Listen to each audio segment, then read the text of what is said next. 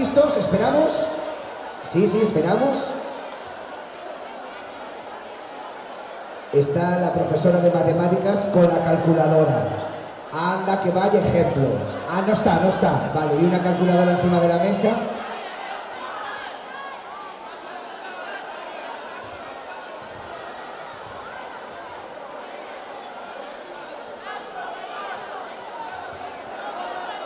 Miembros del jurado, ¿están ustedes listos? Saben que no pueden aceptar sobornos, ¿no? Bueno, yo solamente lo dejo quedar ahí. Bien, habíamos dicho que primero de la ESO B, con su disfraz, décadas, música.